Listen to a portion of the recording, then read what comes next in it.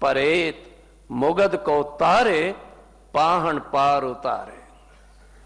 ये गुरु दी महिमा है, ये गुरु दी वडियाई है। तो गंगा जमुना गोदावरी सरस्वती ते करे उद्यम धूर साधु की ताई। किल विख मैल भरे परे हमरे विच हमरी मैल साधु की धूर गवाई। लोग आंदे ने पापां दी मैल उतार के चले जाते ने, वो बर्दाश्त नहीं हो रही, फिर ये भी बेनती करते ने महाराज आओ थोड़े मुबारक चरण साढ़े विच पैणगे, वो पापां दी मैल खत्म हो जाएगी। कैसी गल है। तो सतगुरु गुरु गोबिंद सिंह महाराज जी आप लिख रहे हैं, मुर पित पूरब कियस पयाना भांत भांत के तीर्थ नाना जब ही जात त्रिवेणी पए पुण्य दान दिन करत बितए। महाराज जी इत्थे ठहरे हुए ने, इलाहाबाद प्रयागराज ठहरे हुए ने, लोग आ रहे ने, टिक रहे ने, जा रहे ने। जो भी आया है झोलियां भर के गया, झोलियां भर के। पूजनीक माता नानकी जी सोच रहे ने, पति गुरुदेव जी ने एक बचन किया सी, नानकी तेरे बेटे दे घर जो बेटा जन्म लेगा वो नवे पंथ की साधना करेगा।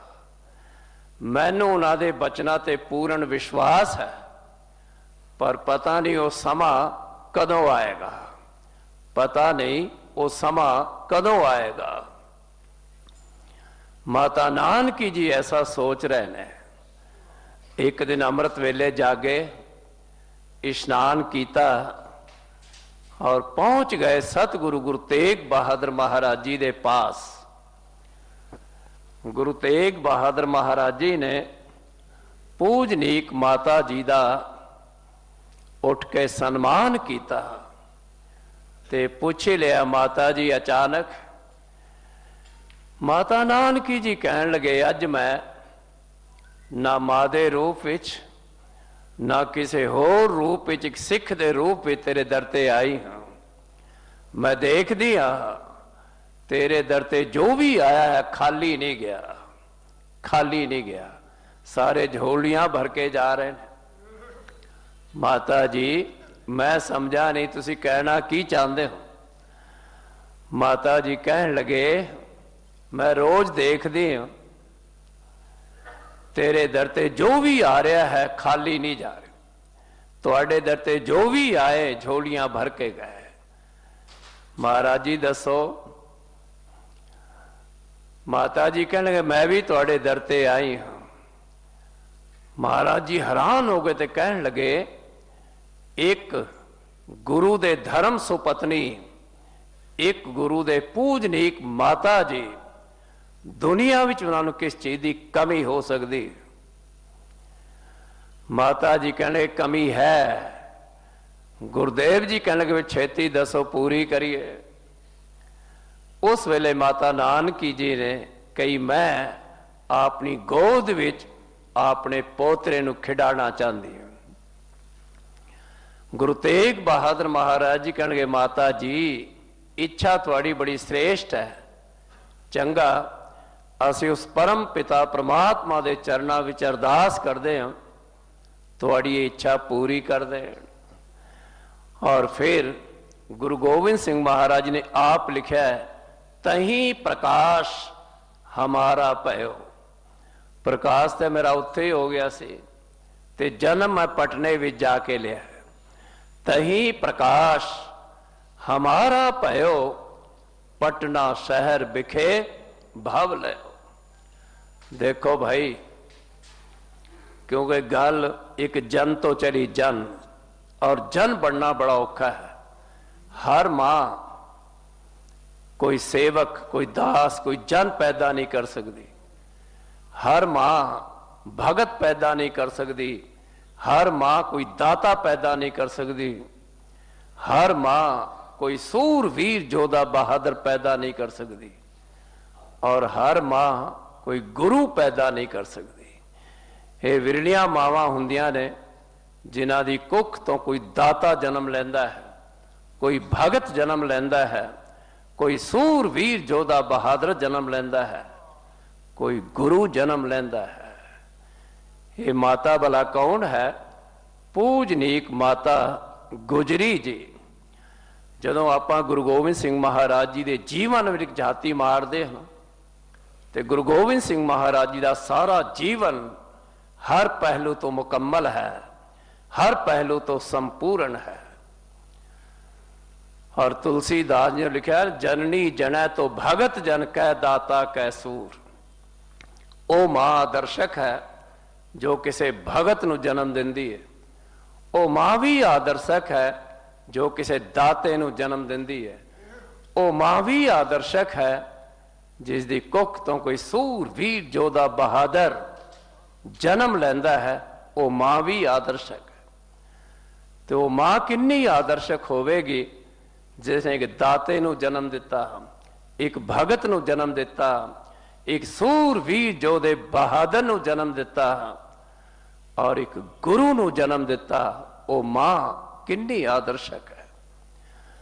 गुरु गोबिंद सिंह महाराज जी दे जीवन ते थोड़ी जी नजर मारिए, आप किन्ने एक वड्डे भगत ने, किन्ने वड्डे भगत ने गुरु गोबिंद सिंह जी महाराज।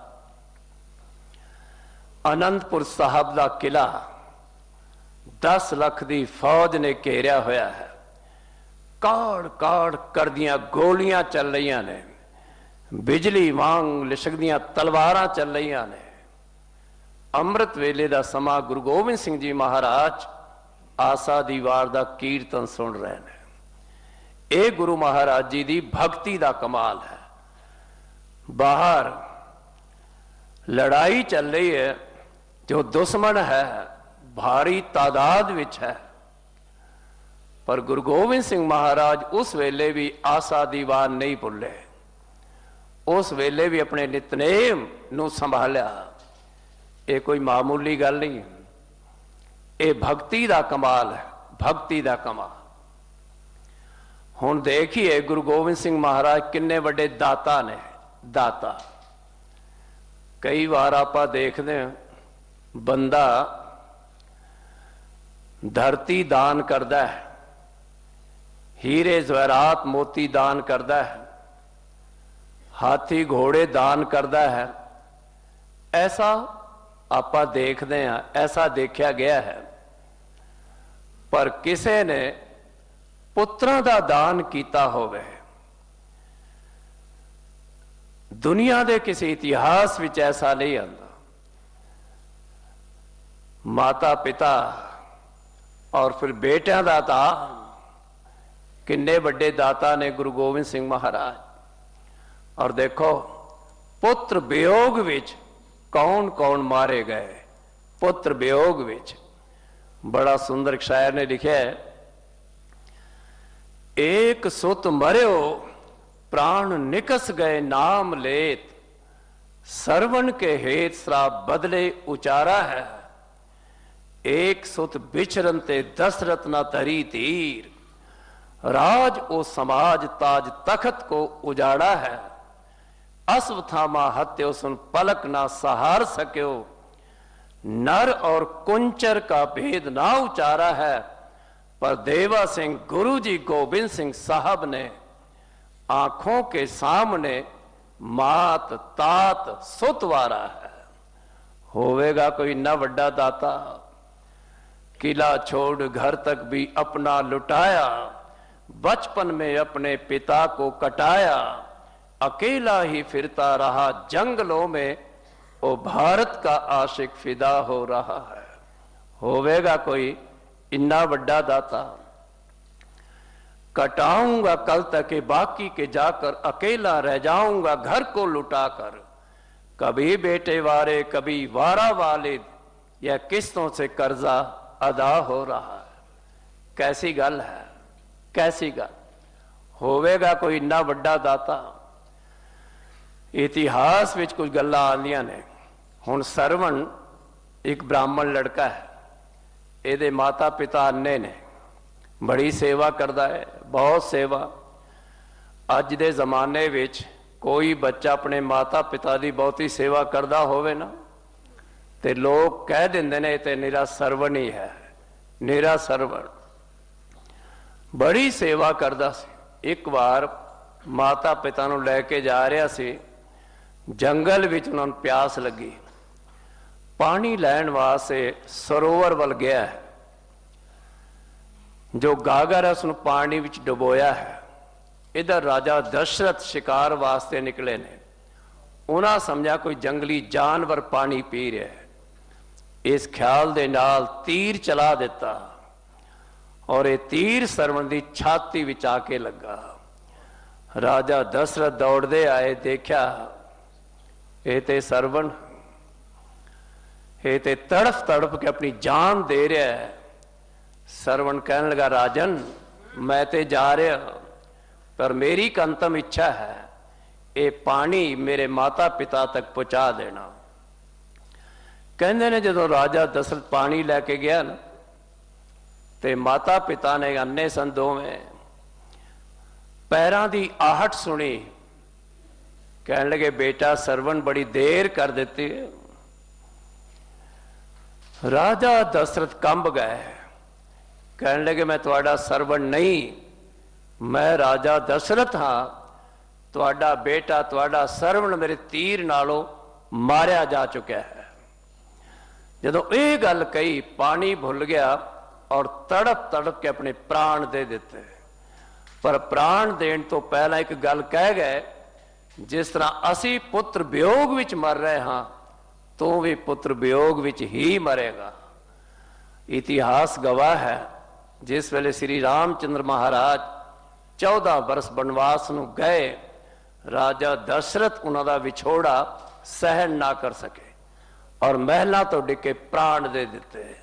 यह है पुत्र दी गल, पुत्रां दी गल।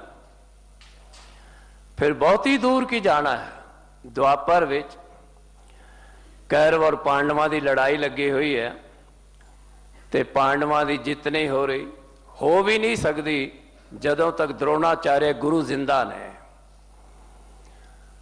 हुण इत्थे एक चाल चली गई, क्योंकि द्रोणाचार्य का बेटा अश्वत्थामा, इत्थे एक हाथी का नाम रखा अश्वत्थामा और मार दिता गया, ते शोर पा दिता अश्वत्थामा हत्यो, अश्वत्थामा मारिया गया है। ये गल जदों सुनी द्रोणाचार्य ने ये ख्याल नहीं किया बई हाथी मरिया या मेरा बेटा, और प्राण दे दिते। अश्वत्थामा हत्यो सुन पलक ना सहार सक्यो, नर और कुंचर का भेद ना उचारा है। पर हुण देखिए गुरु गोबिंद सिंह महाराज जी दे बल देखिए, गुरु गोबिंद सिंह जी महाराज, देवा सिंह गुरु जी गोबिंद सिंह साहब ने आंखों के सामने मात तात सुत वारा है। एक जोड़ी सरहंद दियां दीवारां विच, एक जोड़ी चमकौर दी गढ़ी विच। कैसी गल है। हुणे एक पिक्चर आई है जिसने सारी दुनिया विच एक इनकलाब ले आंदा है, 4 साहबजादा। लोगों को पता चलिया है 4 साहबजादे कौन सन। लोग कह रहे ने कौन सी गुरु गोबिंद सिंह जी महाराज। लोग पूछते ने 4 साहबजादे किना दे ने। अज जैसी जिंदा हाँ, उन्हां बहादुरां दी बदौलत असी अज कायम हाँ। हिंदू धर्म को जिसने सरबंस दे बचाया, रहमत से जिसकी कायम मथुरा पिराग माया। सब किछ लुटा के अपना जिसने ते हम बचाए, उसकी कहानियां अब है शर्म जो न गाए। बहुत वड्डी देन है अज हिंदुस्तान कायम। और मैं पहला बेनती की थी, गुरु तेग बहादुर महाराज जी ने हिंदुस्तान की सभ्यता, हिंदुस्तान की संस्कृति, हिंदुस्तान के मंदिर, उन्हां विच होण वाली आरती, हिंदुस्तानियों के तिलक, हिंदुस्तानियों के जनेऊ की राखी की आपने प्राणा की आहुति दे के। कैसी गल है, कैसी गल है।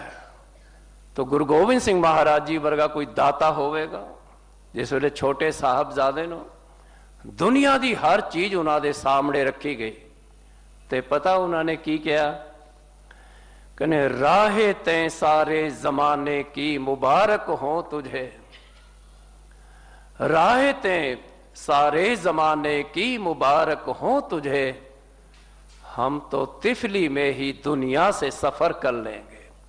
तिफली कहते बचपन, कैसी गल है। छोटे साहबजादे उम्र कितनी 7 ते 9 साल। जिस वेले ये इतिहास पढ़ीदा है ना या सुनाईदा है वाकई मन भर जाता है, कहना भी बहुत मुश्किल हो जाता है। और देखो खुशी नाल कुर्बानियां देन चले, जोड़ी इस पासे जोड़ी उस पासे। उस वेले सरकार नूं खिच ऐसी थोड़ी इस पासे थोड़ी उस पासे। ये तो कोई भी नहीं सी आख सकदा कि जोड़ी इस पासे तोड़ी उस पासे। चारे लाल दशमेश ने वार के तोड़ी इस पासे जोड़ी उस पासे। होवेगा कोई इन्ना वड्डा दाता? गुरु गोबिंद सिंह जी